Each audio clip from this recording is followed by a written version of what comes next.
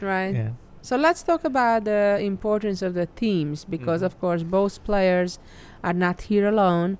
We know that Viswanthan, he revealed who his helpers are. Yeah. And Sashi Kiran the is Indian from Chennai, Grandmaster. Indian from Grandmaster. Chennai. He's from Okay. Chennai as well. And Sandeepan Chanda is from Kolkata. And both the players are known for their fighting skills. Like I remember once in I think in one Olympiad, Sashi Kiran had 2 knights, and Topalov, who was I think very close to 2800, he had just a king. And Topalov offered a draw, and Sashi refused. And they played for 50 moves, and then agreed for a draw with just 2 knights. And no pawns? No pawns. You're kidding me. Wow. And Sashi Kiran really has this attitude that he like never agrees for a draw. Well, that's certainly very attractive for tournament organizers Mm. that want to see, uncompromising He games. can very easily cross the limits, so to say. Yeah, that's a little over pushing it. And Sandeepan has a similar style as well.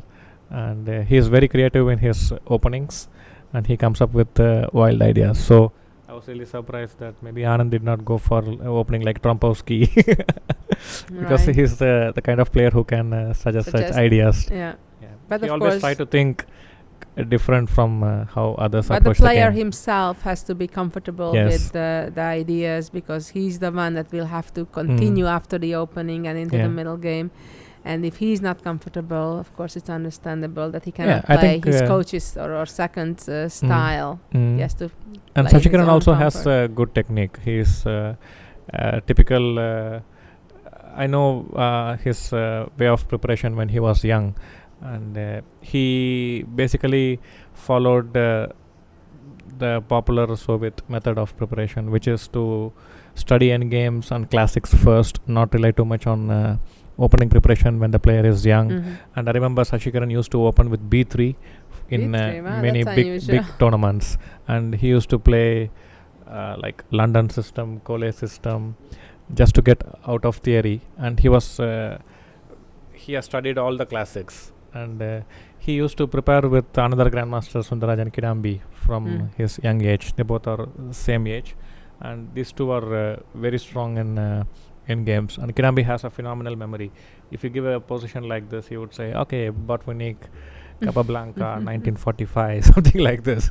You would immediately come up with some statistics. He had so in addition to the 2 Indian grandmasters, we also have Polish Wojtaszek. Okay, maybe I'm not pronouncing it the proper way. Forgive me for that. And he has been a good revelation. At the time, the first match, I think when Anand chose Wojtaszek as a second, we did not know who he was, and we were really surprised. But he seems to have done a good job, and he seems to be a very Karpovish kind of player. Right. And the other one is Peter Liko, Hungarian. I was expecting Kramnik because Kramnik has phenomenal in-game skills himself, and that would have been a useful. It's interesting though that the 4 grandmasters that you just mentioned, we knew that they are all here, but I think nobody saw any of them as of yet in the past 2 weeks, so they are kind of in hiding. And of course Magnus Carlsen also has his own team, and it's also very secretive who his seconds are. He did not reveal. He did not reveal before the match. So I think that will be one of the first questions that will be asked when the match ends. It was already asked, I think, in the last the game before the last one, and he did not. He still didn't want to reveal that, indeed. But I think it's important also to recognize the rest of his team, and his father, of course, Henrik, and his manager, Espen, and his sister Ellen, who was his first challenge when it came to chess, was here almost throughout the entire match. She just left a couple days ago. And a bunch of other Norwegian supporters of his from his childhood. I know former coaches were here. He's one of his main coaches in the past, Simen Agdestein, arrived just a couple days ago. And there are, I think, maybe couple dozen of Norwegian journalists, photographers. I heard the number was close to 50. That many? Yeah. Really? I didn't realize that. Right from the beginning of the match. 50? Yeah. That's incredible. And I have heard that indeed there has been a complete chess craze going on in Norway right now for the past couple weeks, and I assume the upcoming weeks as well. It's just tremendous how really, while chess wasn't that huge in Norway until now, overnight it became. Yeah, I think we have had World Championship contenders and World Champions from Europe, and now Asia. Anand has increased the popularity, and we probably need one from the USA, United States. Yeah, that seems Bobby Fischer. There wasn't any, and in fact, Magnus will be, I think, the second Western player since Bobby Fischer. So we have a move. He meant knight d6. So he went for the most ambitious looking of the three moves. Yeah, now g5 is an option, or that's the most logical option. Or maybe g6 to get out of the threat of knight if e8. Black does not want white to have a pass pawn on h file, maybe you should go for g6. But if g6, can white go knight f7? And let's make those moves so people can follow it who are not so familiar with the algebraic notation. Knight f7 attacking the pawn on the h file, then black can also counterattack. And if we take, black takes. And then again, black has some chances. The white knight is a bit misplaced, and the f4 pawn. So now white needs to make a big decision whether to trade and then push h4, or knight f7 immediately is a move, knight e8 check is a move. Knight f7, probably he would go gf4, gf4, knight g2. Black's idea right now is to take, and then go after the f4 pawn.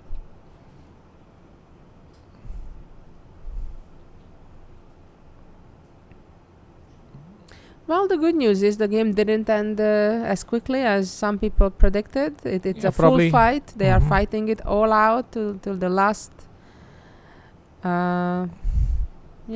pulse in the game. There is some interesting variation like this. And f4. Black's pass pawn is very fast. Pawn takes, and then the g pawn runs, but the knight can come back just on time. Knight g5 and the knight f3. So now white is a pawn up. And with the white h pawn running after that. So it's a tricky position. Probably white is somewhat better, but perhaps with correct play, black can hold. And it reminds me. I think these positions are mostly either it is won or draw. Right. It's with the concrete analysis, I think it's possible to come to a clear conclusion. Yes. It's not like we cannot call it unclear unless we're not able to analyze it fully. It's a matter of calculation. There are not even that many directions, maybe only 2-3 different directions that the players need to calculate. And Magnus, I think, is getting ready for his next move.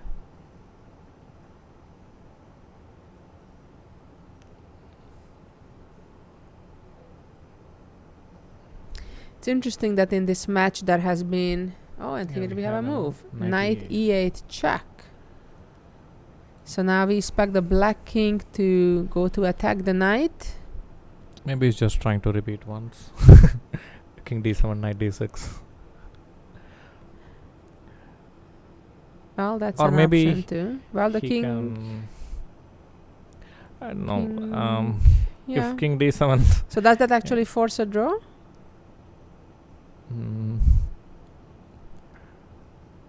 Or he has to or go black after can the go f after the f-pawn. Yes. But that could be really dangerous. Very risky. Very because risky. the white pawns are more advanced. The a5 pawn is more advanced. Somehow I keep getting attracted to this idea. Maybe and we giving can, the knight up eventually. Something like this.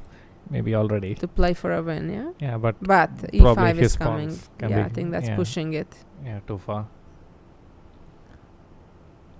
So your idea is after knight e8 and king attacks the knight, and then just go back to d6, go after the b7 pawn, and there's not much that black can do. Yeah. And that would end the match. So just a few words about the match altogether. I know some people were asking that how would you kind of summarize the match, and it's really hard to summarize it in as one, but it had a kind of a bunch of stages, you know. The first two games seemed like they are feeling themselves each other out, kind of not revealing too much. And then the third game was a crucial game, I thought. I think the psychological advantage after two games was probably with for Anand. I thought so. And then the third game still seemed to be going with Anand. Things started very well for him. He had a probably missed a win advantage. after bishop b2. Right. Instead he played bishop d4. So probably he had excellent chances to win that game, and that the momentum switched after that. That he missed his chances, and not only that he missed his chances, but I felt that there was a key psychological moment when you offered a draw. When there was a draw offer by Anand, and I think that was really the only draw offer the entire match. Yeah, after that Anand has nobody offered a draw after that. Draw, the only way a game ended in a draw when the repetition of moves happened. The kings on the board.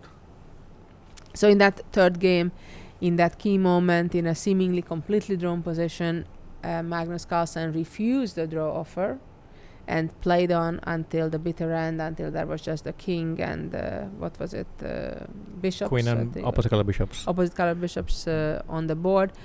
Played all the way to the end, and that switched the momentum. And then game 4, Magnus took the lead, and he had a better position, and he missed some winning chances.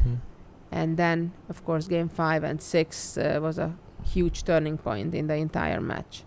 Game 7, 8, it seemed that Anand took the match strategy to consolidate, cut the losses, stop the bleeding, and then he put it all out for game 9 and was really going all out. It was a very promising looking position. We all thought that he has something. But apparently Magnus had an excellent intuition that the risks he took, the attack he allowed was a controlled risk, and his intuition served him well. That would be interesting. Would go for knight d6 or something else. Yes, that will be interesting to see. It's a matter of calculation, unless he sees a win with sacrificing the knight and going for his own pass pawns. I would expect him to retreat his knight to d6, which pretty much forces a repetition of moves. And these may be indeed the final moments of this game as well as of the match. He's double checking. What should he do? Of course, time is not a factor. He has plenty of it. And no, he doesn't play knight d6. He goes for it again with knight f6 check, attacking the black king. The king now needs to move again. Of course, if the king moves to c7, he could again go back to e8. But the king, if the king goes to e7, maybe he just goes and grabs the pawn. No, but then gf4, knight g2. Right, black will still win a pawn as well. So what's the plan, do you think, after king e7?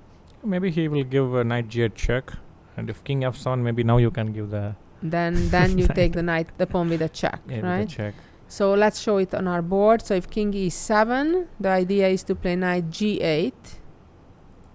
And then let's say king f7, then we take the pawn with a check. So the king would go to f8 perhaps. And then knight takes pawn on h6. Pawn takes pawn. Pawn takes, black traps the knight. And now king b6, going after a b pawn. Wow, this is wild complications out of nowhere. And who is winning? Maybe e5, creating a pass pawn. Puzzling why Magnus goes for such complications, but obviously he calculated it all out. I think he knows what he's doing. Yeah. So knight d6 practically would have guaranteed him the title, right? Yeah, and we have no, king e7. He didn't go for that. Perhaps he wants to go with a knight to h5 would that be? King b6. To just protect all the pawns. Protect all the pawns and then go King with the b6. king to the other side of the board and try to play for a win that way. Yeah, probably could King b6 and then knight g7. Go after, and that looks extremely dangerous for black. Because now the king no longer can come back to protect the pawn, because then the b7 pawn will be lost. The knight cannot protect the pawn at the moment. Obviously, if the pawn advances, white just captures the pawn. But let's look at that. Let's say black now pushes the pawn up, sacrificing it in order to create a passed pawn. The white knight can... Oh, the white pawn is running fast also, but the white knight can also catch the black pawn when needed with knight h5. So white seems to be better. I don't know, maybe even winning. Maybe that's pushing it, but white has actually good winning chances here, which is knight h5. Of course, big for Magnus. If he would manage to win this game as well, that would be huge for his rating as nice well. Idea, putting the knight on h5, defending both his weaknesses, at the same time luring the king away from the queenside pawns. He's very creative. He's very creative, and he finds these ideas pretty quickly. Yes. These ideas come very quickly to him. He just has an amazing sense of these delicate moves, of these very special moves.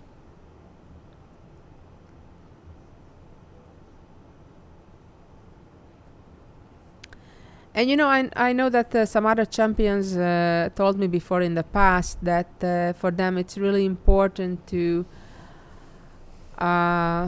create a pattern, create a psychological pattern between the two players, knowing that Anand may be one of the next challengers in the future. Maybe he already wants to Magnus may want to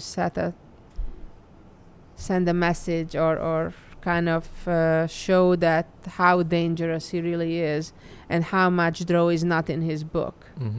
I think it's a signal for something to remember.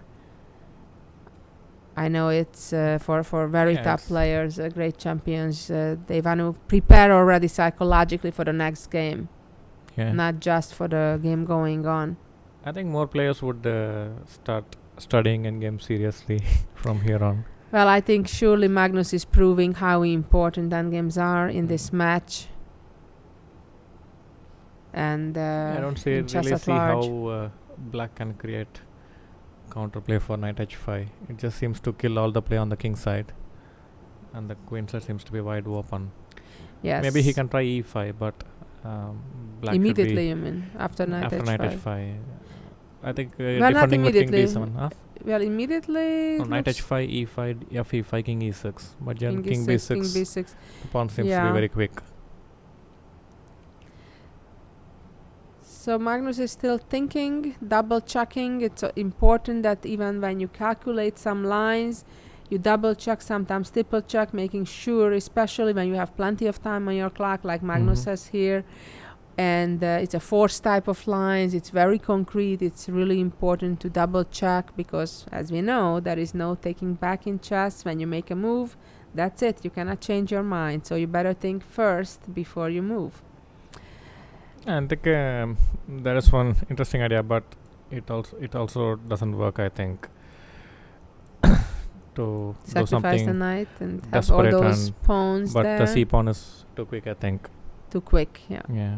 We could just and e5, king takes, pawn pushes. Well, let's check since we're here and we're waiting for Magnus's move, and would stop the pawns. One defensive move, but c6 would be a mistake. But knight h2 then stops all the pawns, and then e2. Let's show that all the way. e3, knight h2, e2, and knight f3, and that's it. All the pawns are stopped. So let's go back to the game position. It is Magnus thinking on his 46th move coming up. Not a short game by no means. We're approaching the end of the 4th hour of the fight. So nobody can complain that They took the easy way out. Neither of them did. Anand played the Sicilian, and Magnus played in his own usual style, kind of making it solid, but not for a draw, even though several times in the game he had the opportunity to kind of provoke a repetition of moves, but he didn't. He just played normal chess, and that's very remarkable, given the circumstances that all he would need is a draw to become the next world champion. And he's thinking, he's calculating between the options of knight h5, which is the most likely one, knight g8, or, well, I don't think king b6, but he may be checking that as well. And knight h5 moves like e5 also don't seem to be working. Right, especially in view that now the white knight still controls the f4 square. And the c pawn seems to be too fast. Running quick. Yeah. So it is Magnus's turn. He is not rushing it, which is a wise thing to do. He still almost has close to an hour on his clock, so no reason to rush it. And he is mixing the calculation part and also the positional concepts, like the finding the square h5 for the knight, right, where he defends the entire kingside complex. So that's the strategic part of his thinking, and also he needs to calculate all these variations where the king should move after each check. So find balance between pure calculation and the strategic ideas. Exactly.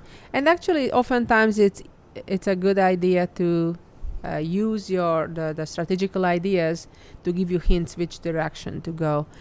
And I think we're having yet another break, and the commentary, second half of our commentary team is continuing from for the next part of the game, probably the final part of the game.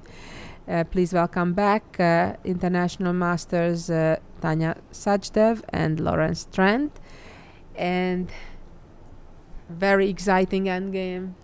Here comes Tanya and Lawrence.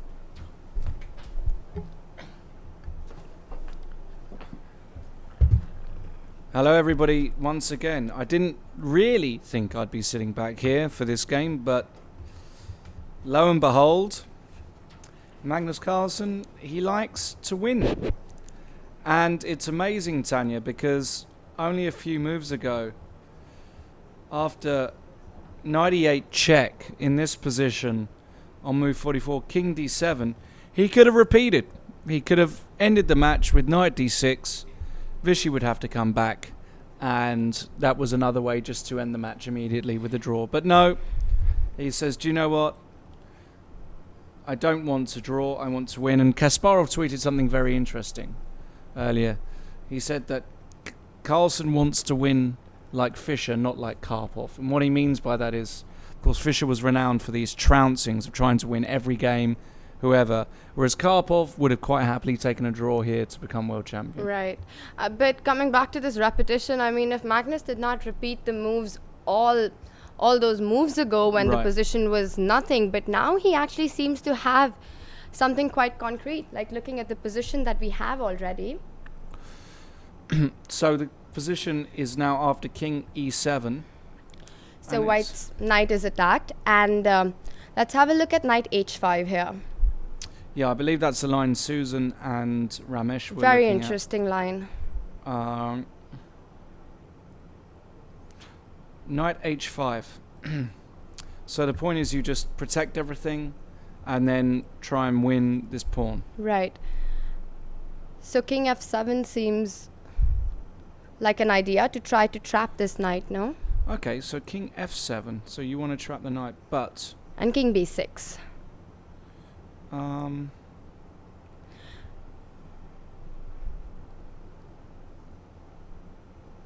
not sure if it really works. No, but let's have a look at it because it's really interesting. So king g6. King b7.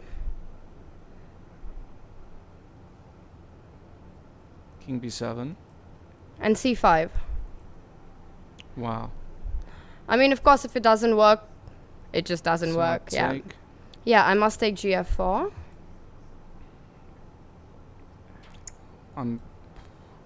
C6, yeah.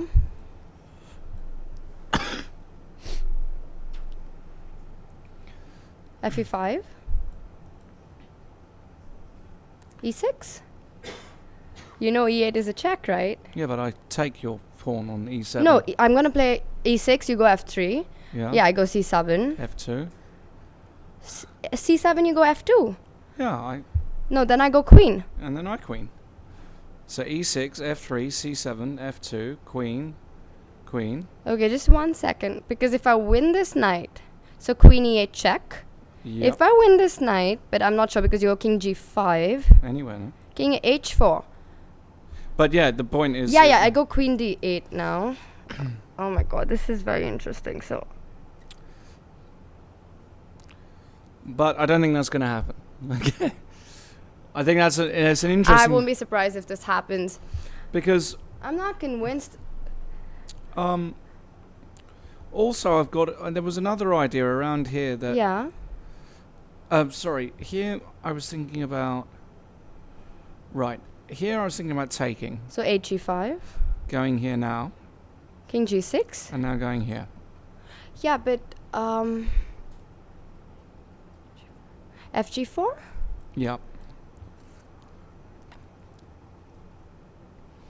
This is my grand idea, and the point is, Knight if you, G4. now I come back and I win this pawn by force, and I just claim that my pawn is super quick coming. All right, just go back a couple of moves. So HG5, FG5, right? Yep. So king b6 is my idea. I have to go king F5.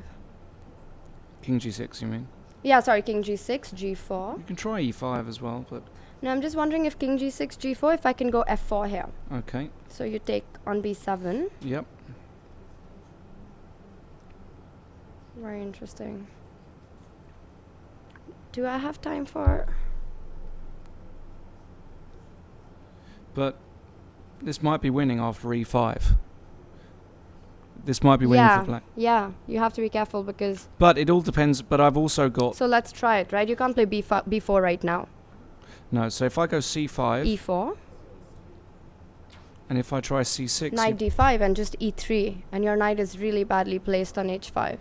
Yeah, and that's running. Yeah, because C7, you give knight C7 and you go E3. And black's winning, in fact. Okay, let's go back to the initial position, Lawrence. And I still want to try king B6 because I find that very interesting. So king F7 and king B6.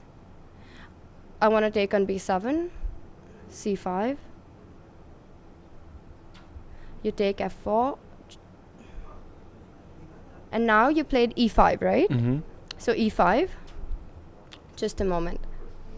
So C6 and knight D5. Yeah. I have to take on E5. This is amazing. Okay. If I go C7 here? c7 straight away. Uh-huh. Yeah, C7 is correct.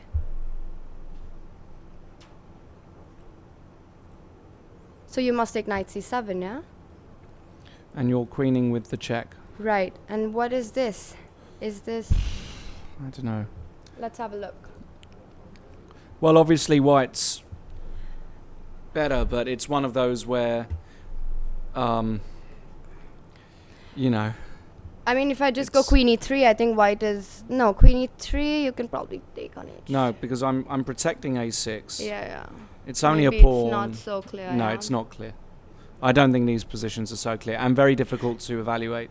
So let's go back to the current position on the board. We've got king E7. I'll be honest, I don't think that's going to happen. I don't think that's going to happen. But I still Can you think play that's winning. knight G8 check? But then you just play king F7. Uh-huh. Yeah, but... Knight H6. Yeah, knight H6. King G6. And then if I take... No, so a better move might be to play king F8. And when you take knight H6, I take GF4 first. So you play knight H6 now. GF4. EF4. And now king G7. Right. And...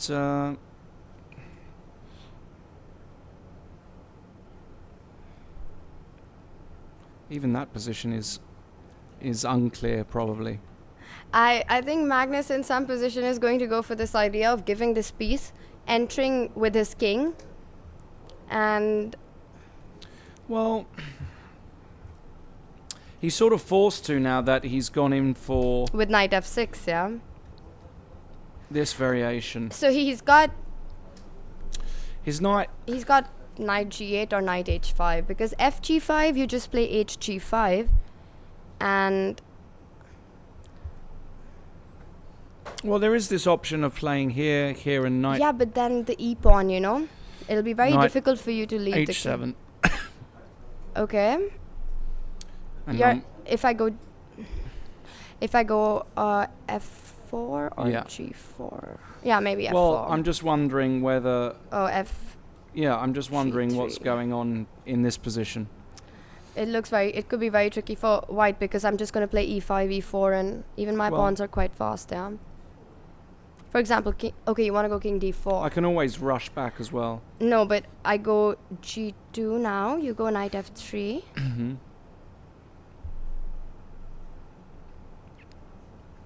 But yeah, but now knight. Well, like, you can get me passive. But, you know, none of these endings are so easy. Just go back a couple of moves. Yeah, this position right here.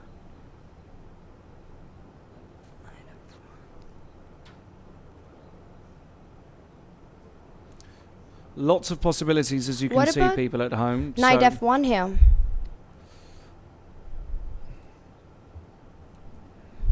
And e5.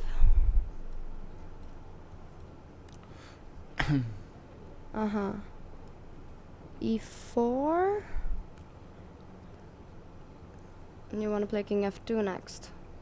Yeah, well, what I'm trying to get at is that there are, in this current position, after knight f6 check, knight f6 king e7, I think there are 3 legitimate moves he is thinking about. But, and this is the big but, there is an outside chance that he overpresses. And let me tell you, if he loses this game, if Magnus Carlsen loses this game today through trying too hard, then I wonder how he's going to react in the next game, because he had a draw on 2 occasions. Rather, he had the repetition in the end game. I'm sure he could have taken a draw earlier in the game after e5. I'm sure if he offered a draw there because Anand was totally lost, he would have accepted. But to lose this game would be just unforgivable, really, if I'm honest. And I don't know how he'd bounce back from that. And then Anand would have white. Yeah. And then, you know, we start dreaming of miracles. My mind is still stuck on that position. He's twiddling with his pieces. He doesn't look as relaxed as he did before. Because this is a position where you calculate, you know? Yeah, it's pure calculation. Yeah, so hard to look relaxed when you got to calculate 20 moves ahead. I'm still really stuck on that knight h5 variation, Lawrence. It could happen. I'm not saying it's not going to happen. I just think there's a lot of moves you have to analyze here. Definitely, and it's not easy to do that on the board because you're taking a huge chance with sacrificing a piece. But Magnus is good with calculations. Well, they're both brilliant. Yeah, of course.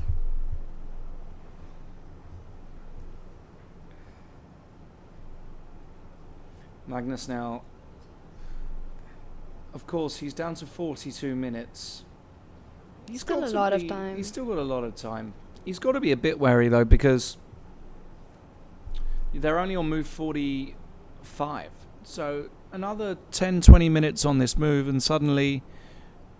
But then again, everything is forced. It's forced. I mean, if you get a winning position, it's very easy to make moves really quickly after that. So I think the next 3-4 moves are extremely crucial. He can afford to take a bit of time for these moves.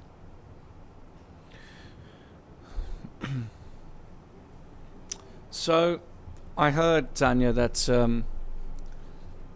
at one of the big Norwegian banks, This is something I was just told. They had to restrict access to this because it was slowing down their systems. Such was the audience of Norwegians watching this. They've had to stop their employees watching. So great to see that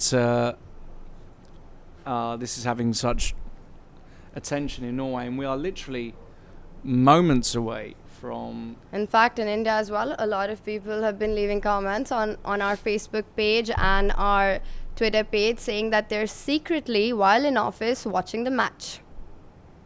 Well, it's already quite late where we are. It's about...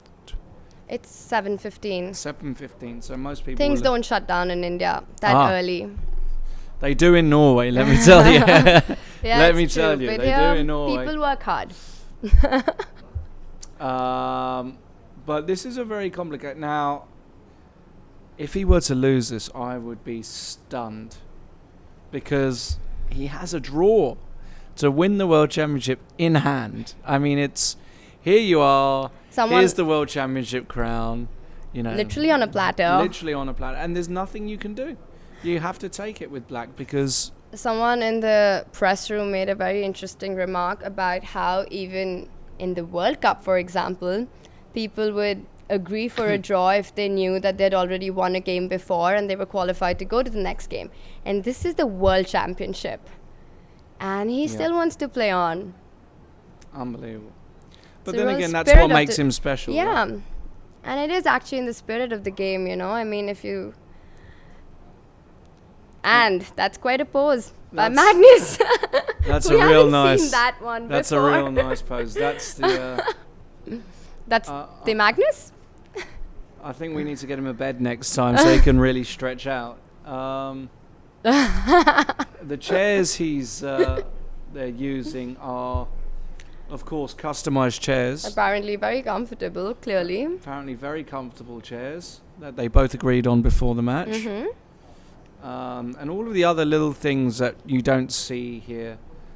It took months and months of negotiations and coming to agreements with the lighting, and you know, the whole thing will have been discussed. The board, the pieces.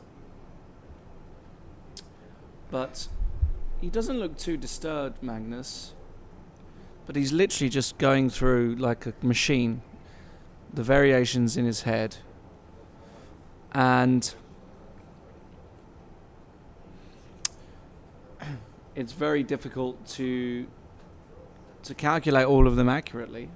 Lawrence, can we just have a look at this variation again? Because it's such a forced line. And I know I'm dragging you back to it again and again, but...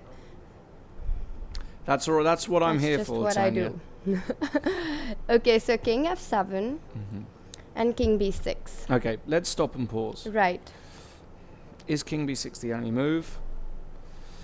It's such a typical idea and it's screaming to be played. No?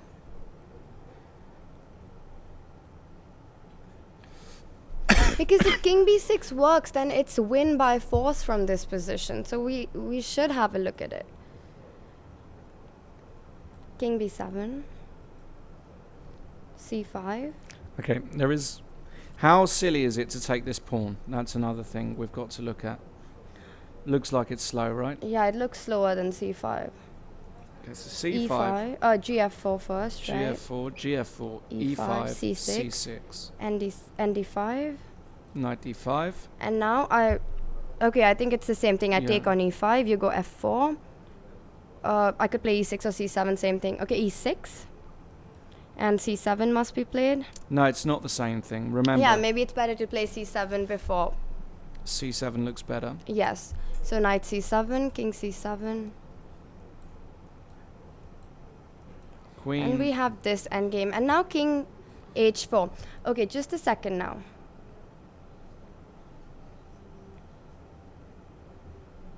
Yeah, okay, so if I go Queen E3 here, what's going on?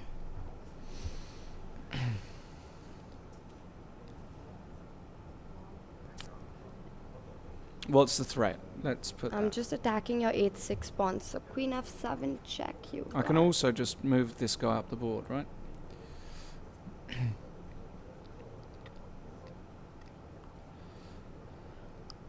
This is not easy to win at all, Tanya. Yeah, maybe you're right. Far But from it's easy. so pretty to play like that. Yeah, it's forcing, and White can never really lose this position. So, after analysing everything, maybe Magnus will go into this. I mean, this looks pretty forcing unless we've made. Oh wait, 1 second. I'm really sorry, but what if I go Queen E6 instead of Queen E3? That's a better move. Queen Or is E6. it? Okay, I just do the same thing. Can I play Queen C4? Okay, this has to be calculated. Just a second. You want to go Queen C4? Well, we could get. Yeah, it's a forced line. Let's have a look. And C5. I assume here's Yeah, the safe square. C6, H4, King B6. More queens, and This is a winning position, yeah? If I just even take on A6. well, I'm not entirely sure. I'm not entirely I don't sure know it's winning. theoretically, but practically it's almost. Is it with the what A do you mean pawn? with the A pawn? I'm not sure it is at all. I'm not sure. Practically, I'd say the opposite. Really? Practically, it's very difficult to win these positions. Theoretically, it might be winning, but practically. No, I mean pawn is quite advanced and. How many Yeah, moves maybe in you're advance can Anand and Carlsen calculate? By Mark Janard.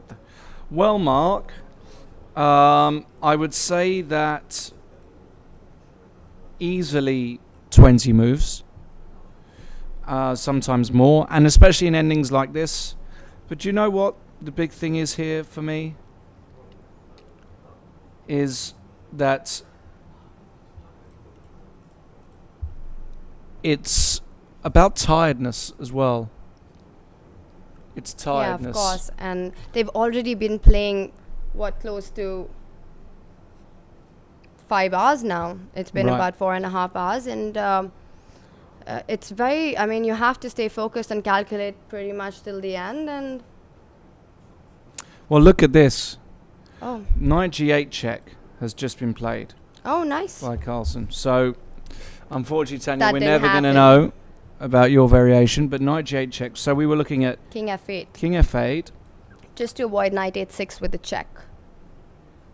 Knight H6, G takes F4, and G takes F4. King G7. Do you want to try this King B6 variation now? What else is your idea? Well,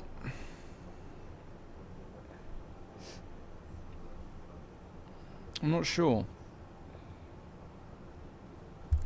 I'd love to sacrifice my knight for these 2 pawns and claim that my king's just so dominating that it's going to win, but I can't see a way to do that.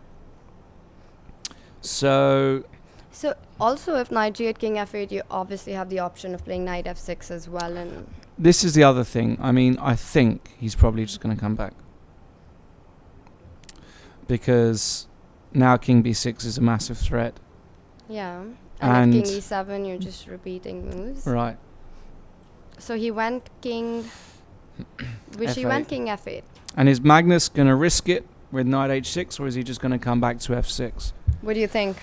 I don't know. I think he's getting a bit tired now. I think he's probably just going to, if he can repeat. But Knight F6, of course, you've got King F7 instead, but then probably Knight D7. And actually, Yeah, you've got to be a bit careful. with black. With black, yeah. Because even Knight F1 and, well.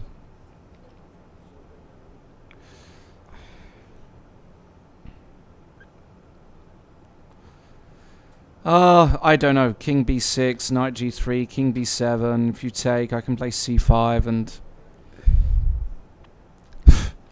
Yeah, mean- because F3 is always stopped because of Knight E5 Yeah. check. So coming back.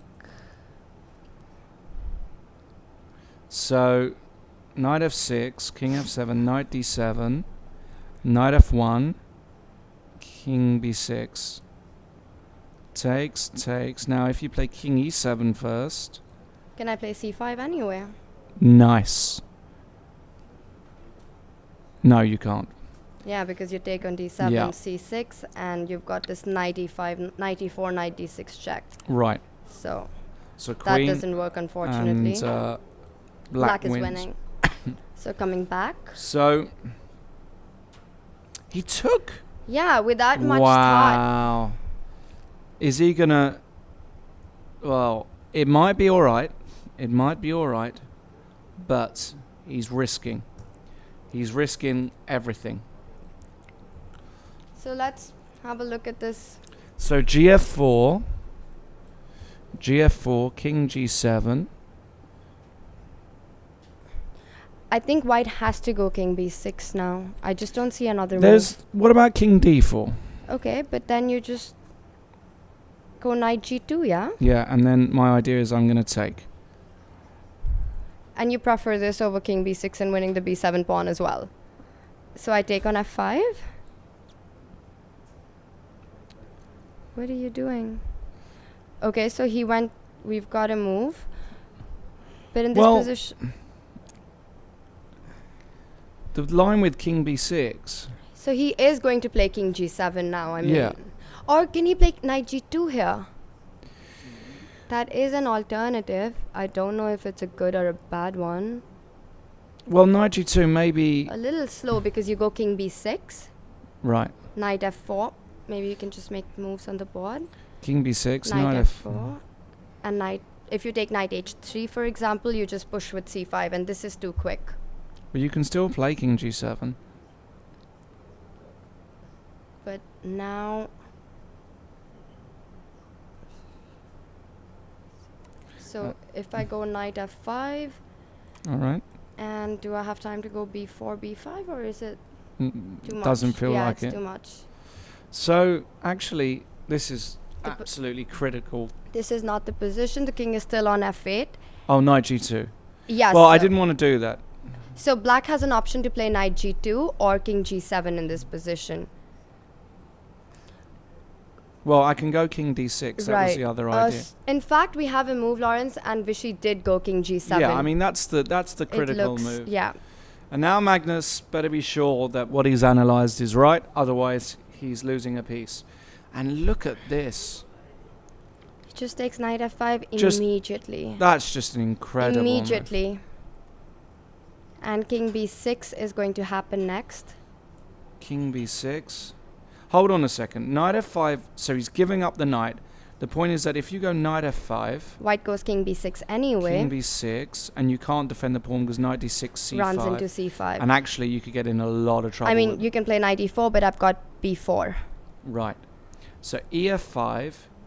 King B6 played. So this is the position on the board. Oh my god. And... He played it so fast.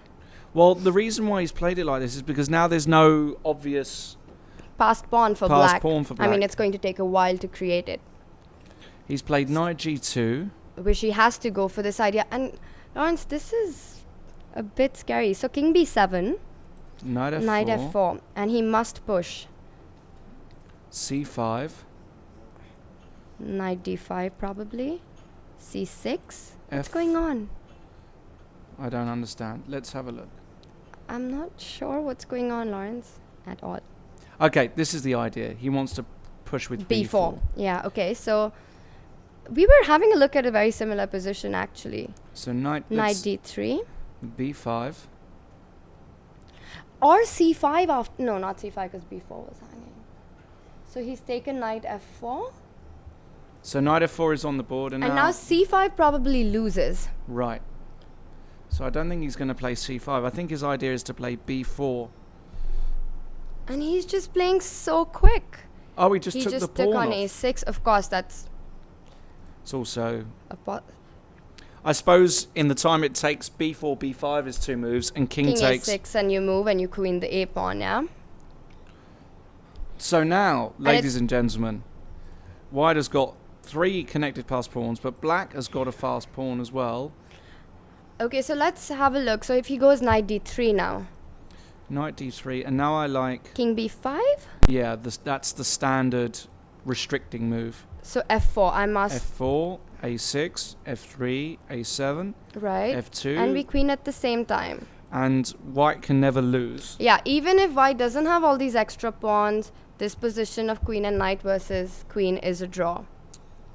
So, king takes a6. So this is the position Carlsen was looking at. And there's actually no route for the knight, because if knight e6, king b6 restricts this knight coming in any way back. And you get something similar. And we could be here for another...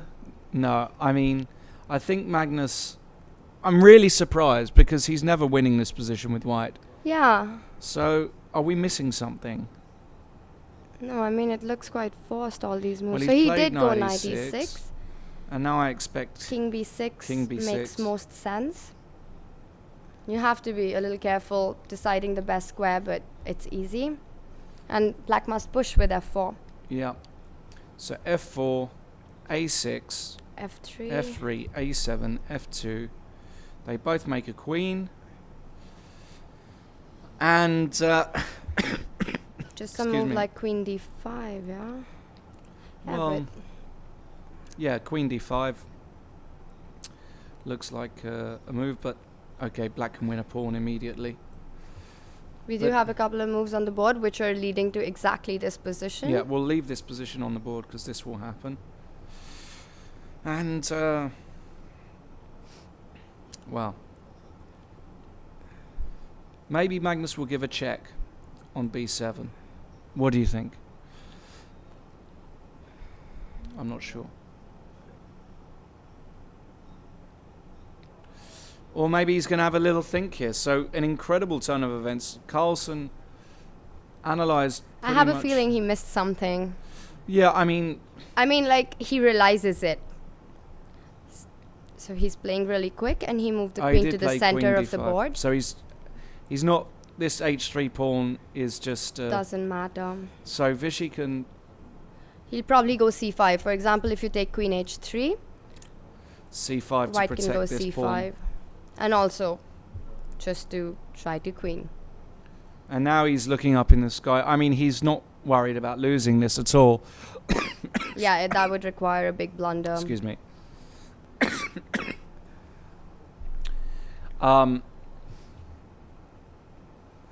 But he's not really got any chances of winning this. But his pieces are well coordinated, and yeah, I think this is going to head to a draw. If I'm totally honest.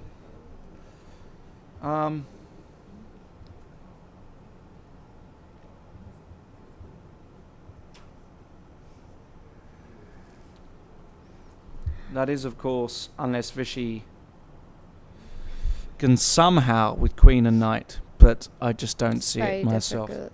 I mean, even without these two pawns, it's a draw, yeah.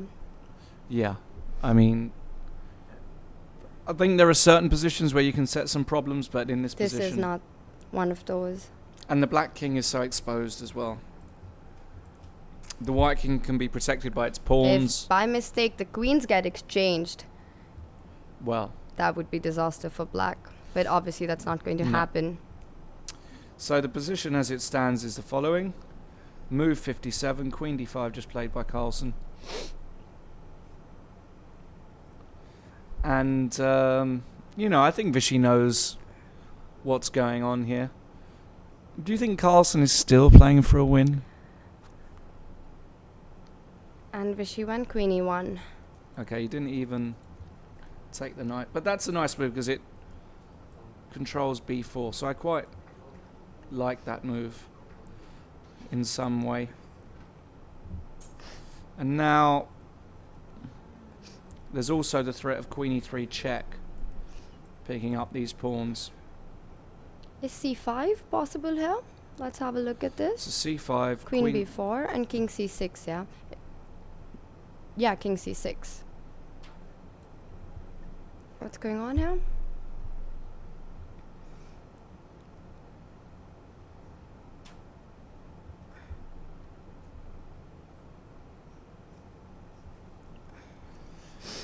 Well, I'm not quite sure, if I'm honest. About? Well, I'm sure these positions should be, I mean, maybe just king f6 or something. So if I play something like queen c4 now, Queen c4. am I missing You want to something? exchange my queen off. Okay, but I don't see how White's going to ever win this. No, of course. Yeah. Actually, you got to be a bit careful. I don't mate you. Yeah, it's true. So, but I can give you a lot of checks now, yeah? Yeah, of course. I don't know, start with queen h4. Yeah. But you can't really make so much progress with your pawns. I mean, I can go No. here, yeah? No, then I just block. can... But yeah, even this queen is g7 check. Yeah, I mean, it should even be. this isn't necessary, but I mean, I'm just sure it should be a draw somehow. Of course. So queen e1 played by the world champion, the current world champion. But who knows if he'll be the world champion in an hour's time, or half an Or hour, maybe less than that. or even less than that. But I have to admit that this has been a really fighting game, considering Yeah. that this is the last round and Magnus just needed a draw. And both of them have really played it out till the end. Yeah. No, Magnus has gone for it at least. And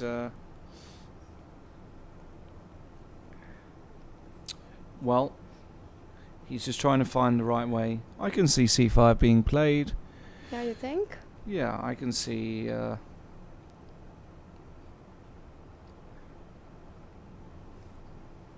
yeah, I can see c5 happening. Why not? The queen's quite nicely centralized on d5. It covers It's a her. very nice square for the queen. Yeah. You can give checks from a lot of squares, and generally it controls a lot of things. Remember to send us your tweets. Hashtag Anand Carlsen and hashtag FWCN2013. Are we going to see a world champion?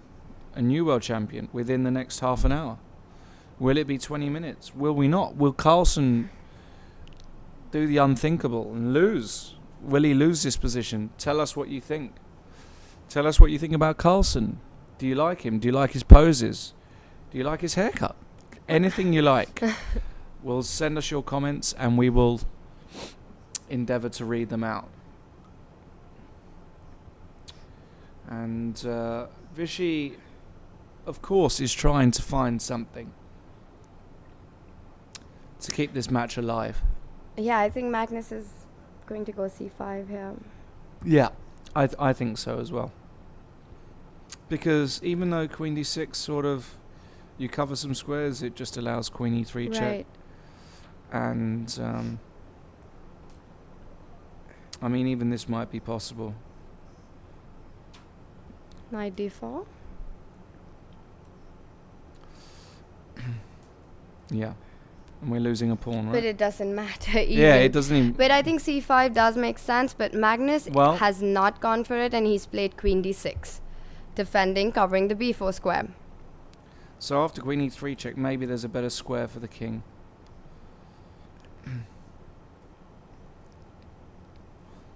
Like where? To a5? No. Yeah, maybe king a5 is possible. But it's better idea to keep the king more in the center.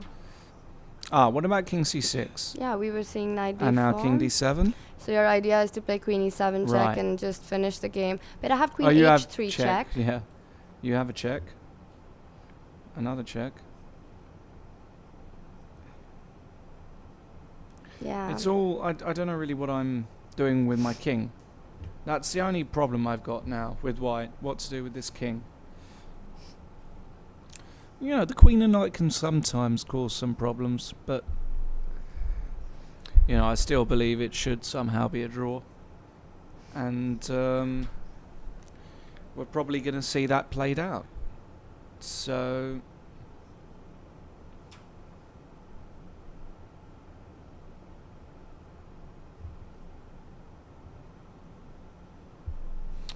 just waiting for Vishy. I'm sure he's going to go queen e3 check. I mean, what else is there?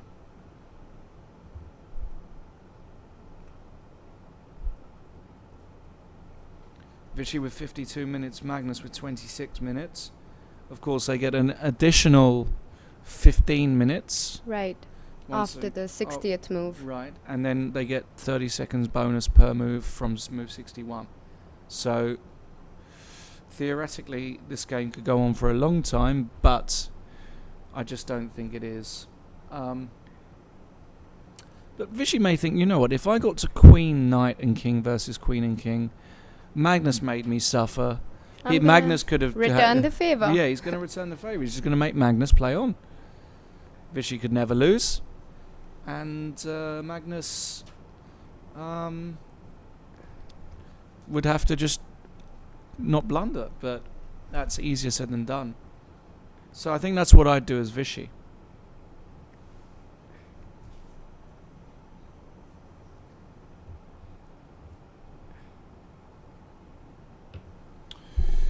All right, remember, guys, tomorrow, if there is a win by Viswanthan Anand, there is no game tomorrow. However, anything but a Viswanthan Anand win ends the match. And we have a new world champion with us then. A new champion, undisputed of the world. Quite impressive at just 22 years old. But the game is not over, and anything can happen in chess. Question from Anju Gopinath. I wonder if a higher number of matches would have helped Anand. A lot of people have actually been asking us what our opinion is on having more number of games rather than just 12.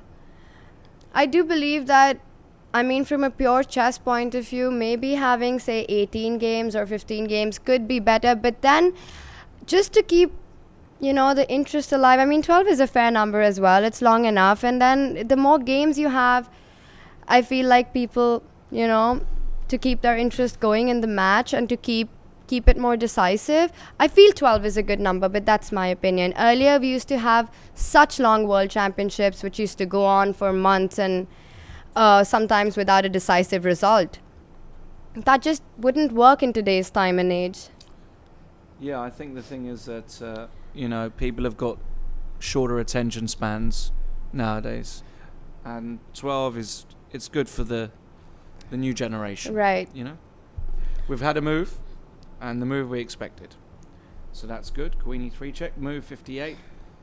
And up to Magnus Carlsen to put his king somewhere. The big question is where? So king c6 we were having a look at. King c6. And now knight d4, yeah. Knight d4. King d5, I'm not sure. King d5.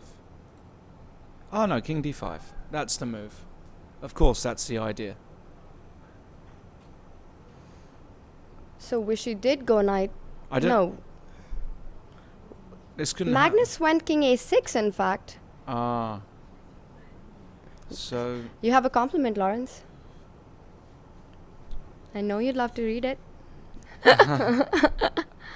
Thank you very much. We've got a couple of. I'll answer that another time because I can't really answer that now. But thank you, commentary. Tweet me personally, and I'll send you a tweet back. So actually, Queen e3 check, King a6 was played. Oh, I see the idea now. Oh, and this is the end is here. Really nice. I mean, he calculated it till the very end. Oh my goodness. And it's almost forced. And it's forced. And basically, this is it, guys, because let's analyze. This is the current position, and Black's king. And he did go king h6. And oh my this is God. it. We have a new world champion. Like one move away from. This is it, guys. And Vishy is going to take this off. And in fact, they might even exchange the rest of the pieces off. But play until king and king. They're going to play until king and king. And this is incredible stuff. King h5. c5. Oh my goodness. And this is it, guys. Oh. Well. So king h5, black went, and white could place h4. And he played this is a bit of humour. by Magnus. Just to get into a king versus king, he'll play c5, knight c5, king c5, play till king versus king, and the Norwegian camp is camp cheering. is going crazy. And we have a new world champion. Unbelievable. Magnus Carlsen. Champion of the world. Undisputed. Undisputed champion of the world. The young Norwegian has beaten Viswanthan Anand 6.5, 3.5. Vishy sends his congratulations. Magnus, of course, must be absolutely thrilled. He showed everybody he wanted to win today. Didn't quite work out that way, but I think that will fade away in people's memories, because what they will remember is the fact that he is the new world champion and one of the greatest players to have ever played. Both of them game. just signed the chessboard. And we've got a close-up now of the players. They've just signed the chessboard. Huge applause Cheering outside. and applause. Amazing. This is amazing. The press conference will, I'm sure, be absolutely full of applause and praise. Huge moment for Norway, for Magnus Carlsen, for chess. Just, this is a historic moment. And he's smiling. He's smiling. He knows Finally. he's done it. He's going to be absolutely thrilled. And what can I say? It's been an absolute pleasure being here with you guys today. Being here with you for the Throughout. tournament. Of course, what we're going to do is we're going to wait until we're live to the press conference. But I'm absolutely thrilled for Magnus Carlsen. I think he's been the deserved winner. He really has. He's played brilliantly. He's fought it out till the end, and he deserves it. No, he's shown class as well. He didn't want to comment until the final game, and he's a true champion. He's won this match convincingly. I think Vishy will just have to hand it to him that he's been the better player.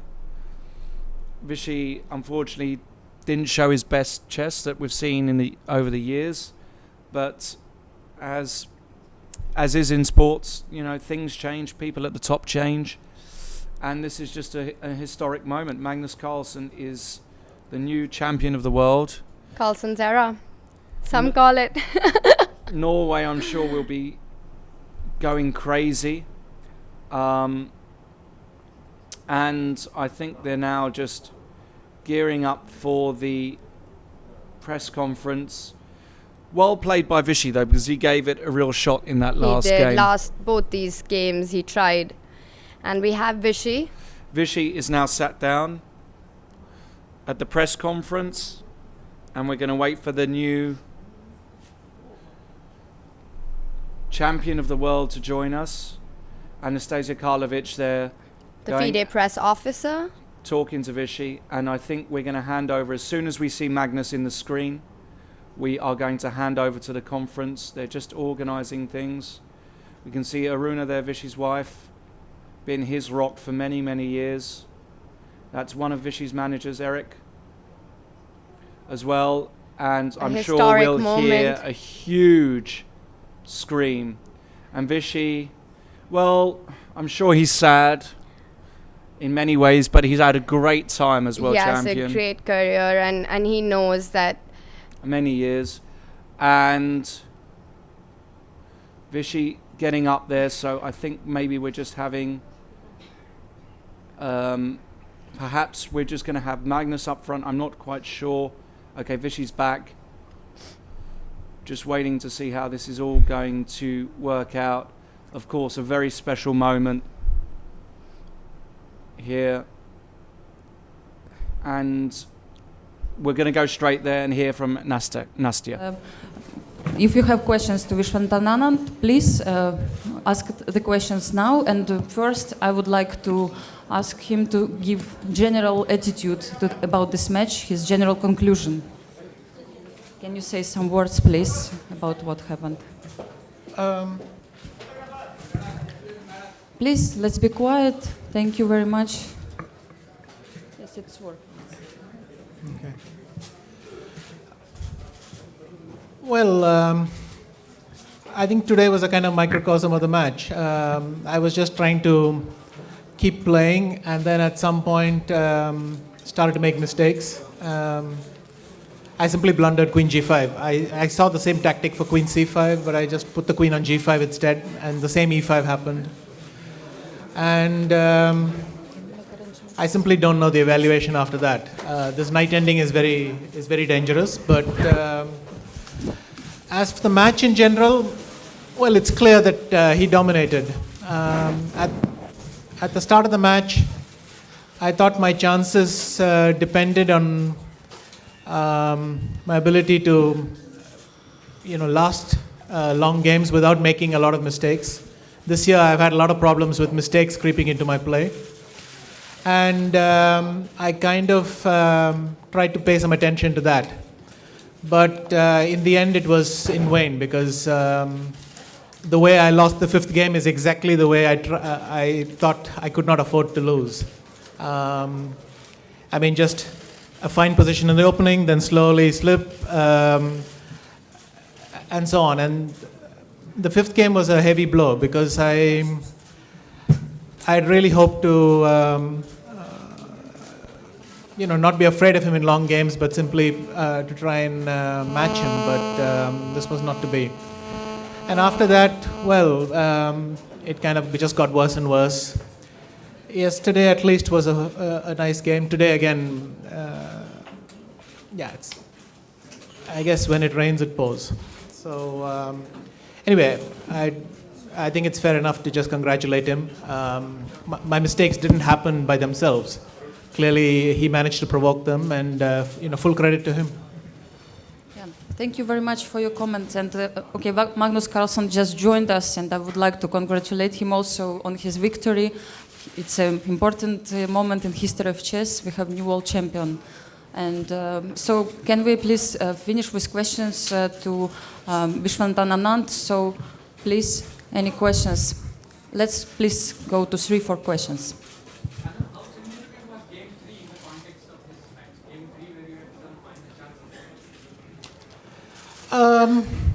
Well, things look different with hindsight. At that moment, I didn't attach excessive significance. Obviously, I was disappointed that I didn't call the position right.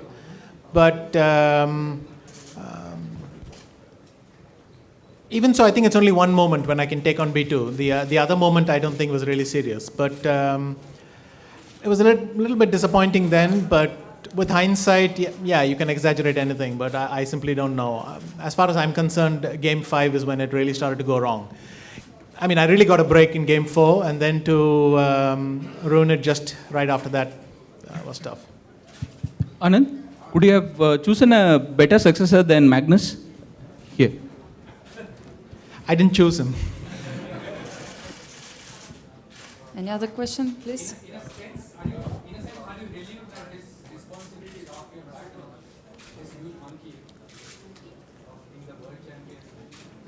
Yeah, it's a bitch, isn't it? No.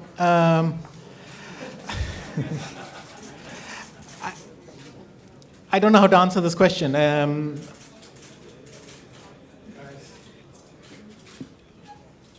Clearly, it takes some pressure off you, but at the same time, to want it is also a bit excessive.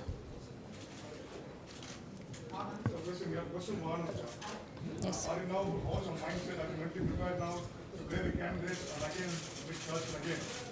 How is it like when you don't want to give up, you want to have one more take attempt? How is the mindset? Well, that's getting a bit ahead. I want to first get some rest, take stock of what has happened and come to terms with everything here. At the end of the day, my play in the match was a big disappointment. I didn't manage to achieve any of the things I had tried to aim for. So I'll take stock and everything. I assume I'll play the candidates, but you're going much too fast. I'll first take some rest and then take it from there. Yeah, please. So maybe last 2 questions. Please. Sorry, Excuse me. Viswanthan Finish the Anand questions first. with me, and then you can Yes. start with him. Please. We agreed about this, please. Anand, what's your message to Indian chess? The whole country was behind you, expecting you to do well here. And what's your message to them, to your whole legion of fans in the country? Obviously, I'm really disappointed in my play, and despite a lot of support, somehow my play just never got going. I'm sorry for them that it wasn't a better match, but what more can I say? Okay, last question, please, Peter. Yeah, anything? Sorry. Anything you regret off the board? So, in terms of opening choices, preparation before the match, anything like that you regret? Well, as I sort of alluded to earlier, I had a feeling this match would really be about execution. I mean, I could have any strategy I wanted, but executing it, I mean, actually holding at the board and seeing it through was really what it's about. So I tried to pay a lot of attention to that. I mean, this year really in tournaments, there so many things have gone wrong that I felt that would be the crucial area. I mean, there's no point having a plan and then. But as you can see in the end, that's what I started to do anyway. Of course, Game 5 was the real low point for me. After that, at least you can say that I was depressed. But Game 5, nothing had really happened yet. So I would say I managed not to either understand him or understand me. I'm not sure even which. And I was simply not able to execute my strategy. So it was the last question. Thank you. And before maybe Viswanthan Anand will leave, I would like to give a floor to Magnus Carlsen to say some words about his opponent and what happened in this match. So, and then.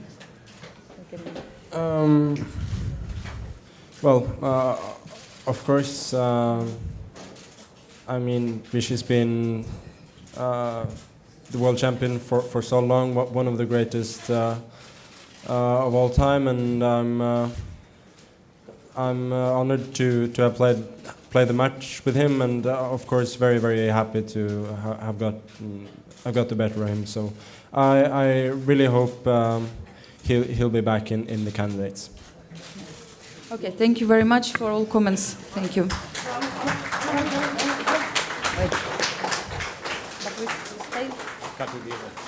So just in a few minutes we will start again the press conference with the winner. Please sit down. Please sit down. Yes. You are ready now to start? Yes, to finish. Continue. Okay.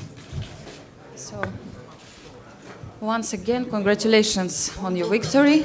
Please sit down. Yes, let's keep silence. Thank you very much. And okay, let's start from the game. The last game. Can you say some words about what happened? Yeah, I was just trying to play solidly in the opening, and I'm pretty happy with what I got. Very solid position, no weaknesses, and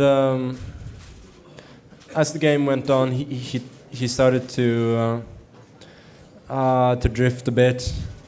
And then I thought, as long as there's no risk, I should try and win it. And at some point after the time control, the variations were simply getting too complicated. So I decided to shut it down and force a draw. But I think it was a nice fight and a worthy end to the match. Yeah, and okay, just one additional question about the game on move 30. When you took on d6, could you play instead knight g3? Just many spectators were asking this question. Yeah, I mean, when I took on d6, I missed something simple. I mean, I thought I was just winning with that. So, if I'd known that this move wasn't so good, I would have taken some more time and perhaps found a better move and put even more pressure on him. So So I mean that wasn't terribly impressive, but anyway, it doesn't feel very important now. Yeah. Okay, thank you for your comments about the game. And just finally, can you say some words? How do you feel finally to get this title? And yeah, it feels good. It's been tough, both here and in London, but well, I've been treated very well here in India. I mean, I've been made feel very comfortable, and in general, at some point, I started to settle in and got the match into my strength. We were playing to my strengths towards the end. So I think it's been a great event, and I'm really honored and happy to have won it. Yeah, thank you. And do we have questions? Please, Paul, first. First of all, congratulations. Secondly, the fans are dying to know who are your seconds. Can you reveal them now? Yeah, I don't know if that's. I mean, it's no secret that Norwegian Grandmaster Jon Ludvig Hammer has been working for me, and he's done a great job, as have the others who helped me. So I'm very grateful to them for their hard work. Yeah, thank you. Let's take microphone, please, so we can hear questions. Please, is it possible?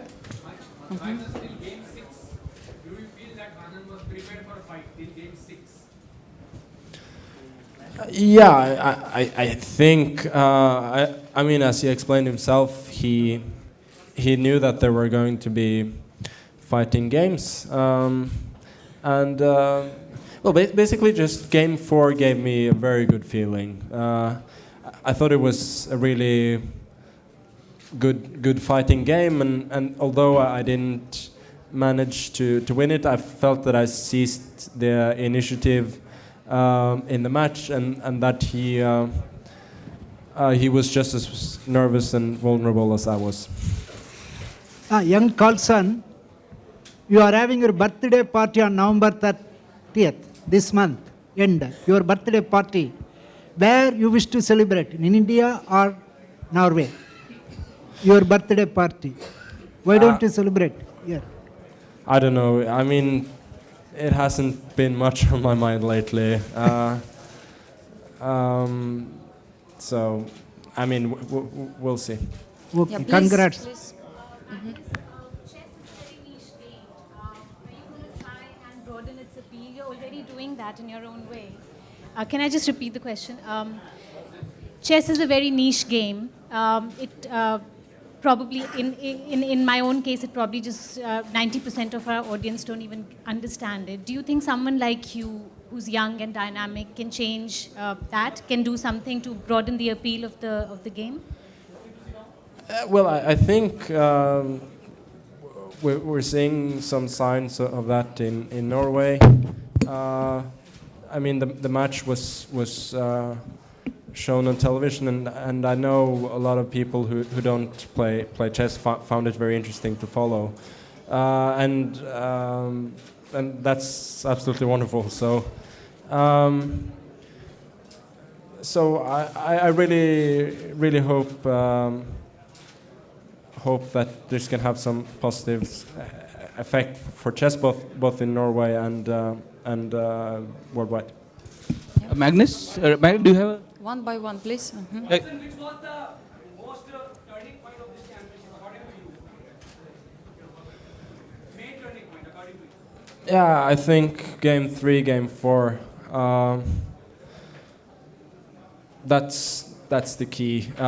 Game 3 was a vulnerable moment for me, but really in both game 3 and in game 3 and 4, I could sense that he was vulnerable as well. And from that moment on, I settled in, and I just started. I just stopped worrying about the occasion and just started playing chess as I usually do, and that worked out pretty well. Magnus, you have a keen sense of history. Has the importance of your feat here sunk in yet? You have a keen sense of history. Yes. Has the importance of winning the world championship here sunk in yet in you? Yeah, I mean, I don't think I should be answering that question. I'm just very, very happy to have won, to have completed this match, and let's write the history books later. Magnus, your old coach, Grandmaster Echtestein, said you radiated nervousness during the first few games. How did the whole spectacle of playing in the World Championship affect your nerves, contrary to an ordinary tournament? Yeah, as I said, I felt that the first couple of games, I mean, the second game was more or less normal draw with black, but was both the first and third games. Yeah, I was just a little bit too nervous, and perhaps not quite ready for this big occasion. But after games 3 and 4, as I said, I managed to settle in. I realized that I don't have to do things very differently from what I usually do. Magnus, and that was the turning point. Yes, can Magnus keep silence just one moment, because it's not possible. Yes, please Magnus, keep silence. Before the start of the tournament, how many matches did you thought you'll win? And you'd ever think it'll go to the round number 12? I never thought about that, to be honest. I thought any result that had me win more games than Anna would be fine. Magnus, looking ahead, you're the world champion now. How important is the Olympiad? It's far away, happening in your own country. The chess Olympiad. How important is that for you? I think I hope it's going to be a great event, and I hope it will bring some attention to chess, both in the country, in the region of northern Norway, and also worldwide. I mean, as for the team, I don't think we have too high ambitions, but we want to do well, and for me, it's going to be fun to play for my home country again. It's been a long time. So, Magnus, when you were here in Chennai in August, we asked you about your girlfriend. You said your mind was only on the World Championship. Now you have won it. Can you reveal the name of the lady in your life? We'll see. Generally, the trend is to work on the openings, but in this championship, we found that you worked on your end games and on tactics on one particular game. Your comments on that? No, I mean, I really mostly worked on openings before the tournament, so I think the end game, middle game, calculating stuff, it comes mostly with tournament practice. So in that sense, I didn't do anything particular before the tournament. It's it's just one of my strengths. Hi, Magnus. It seems that Vichy was not at his very best. He was nervous. He made one big blunder and some other big mistakes in endings. To what extent do you think you were responsible for it, for bringing him into the situation? Yeah, I mean, I would like to take some responsibility for his mistakes. That's for sure. it's been that way for me for a long time. I just play, and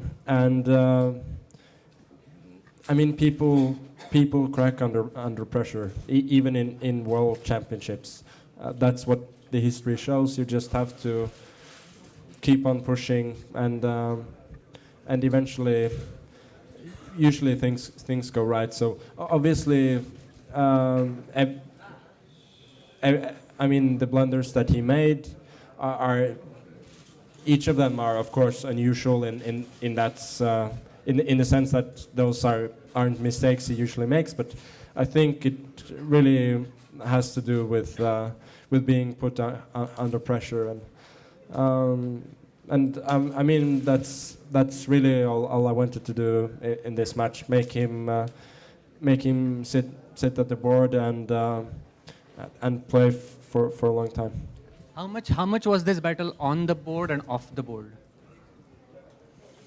Yeah, I think most of the games were decided on the board. Yeah, I didn't feel too much of the psychological warfare. Maybe there was some, but I didn't notice it. Yeah, so please other questions. 1, 2, 3. Yeah. Yes, please, but let's sit down. Okay, I have one question. What are you going to do? You're a world champion. What the first thing you would like to do after you won the title, after the press conference will be over? I don't know. Maybe a glass of champagne or something. No, I mean, we'll see. I don't know. Okay, thank you. Carlsen, one more question. Yes. You won the World Championship in India. Lot of people are watching you. What will we give you comment for the Indian viewers from your side? All Indian chess players from your side. Everyone watching you from India. You won the World Championship in India. Message for India from your side. Message for India. Oh yeah. I'm just so happy with the way I've been treated here. Everything's been top notch, and I mean my every wish has been attended to, and for my team as well, and it's just been beyond both expectations and anything I've experienced in other places. So thank you very much, and I'm sorry the match turned out the way it did. Yeah. Okay, so thank you very much for coming for this press conference. Thank you for Magnus for sharing with us all comments, and congratulations.